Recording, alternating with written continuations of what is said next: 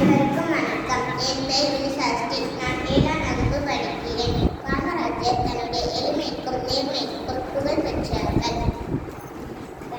மக்கள் இதனை படிக்காத மேலே தென்னாட்டு காந்தி, கர்ம வீரர் என்றெல்லாம் அன்புடன் அழைத்தனர். பெருந்தலைவர் காமராஜர் 1903ஆம் ஆண்டு ஜூலை 15ஆம் நாள் விருதுநகரில் பிறந்தார். இவரது தந்தையார் குமாரசாமி நாட்டார், தாயார் சிவகாமி அம்மாள். தந்தை இறந்ததால் தனது பள்ளி படிப்பை 6ஆம் வகுப்போடு நிறுத்திக் கொண்டார். பின்னர் வேறு கடையில் வேலைக்கு சென்றார்.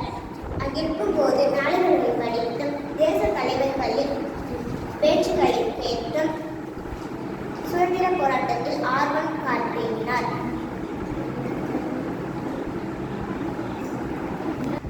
தமிழகத்தில் முதல்வராக பணியாற்றிய பொழுது காமராஜர் செய்த பணிகள் அளவற்றவை. மூடிய பல பள்ளிக்கூடங்களில் இருந்தால் மேலும் பல பள்ளிக்கூடங்களை கட்டினார். இதனால் பள்ளிகளின் எண்ணிக்கை 27,000 ஆனது. 6,076 படித்த வேலை வாய்ப்பற்ற இளைஞருக்கு பணி வழங்கப்பட்டது.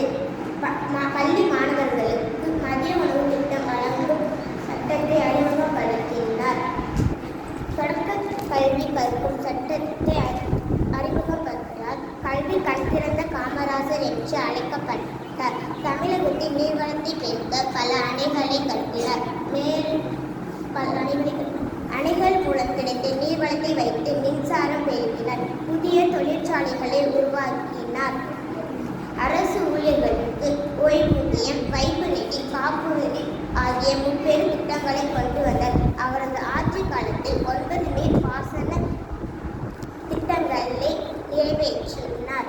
கன்னியாகுமரி மாவட்டத்தில் பல மலை கிராமங்களில் குடிநீர் தட்டுப்பாடு காரணத்தால் மாத்தூர் தொட்டி பாலத்தை கட்டினார். ஒப்பற்ற தலைவர் காமராஜர் காந்தி ஜெயந்தி அன்று 1975ஆம் ஆண்டு அக்டோபர் 2ஆம் தேதி இயற்கை எழுதினார். 1986ஆம் ஆண்டு காமராஜருக்கு மத்திய அரசு பாரத ரத்னா விருது வழங்கப்பட்டது.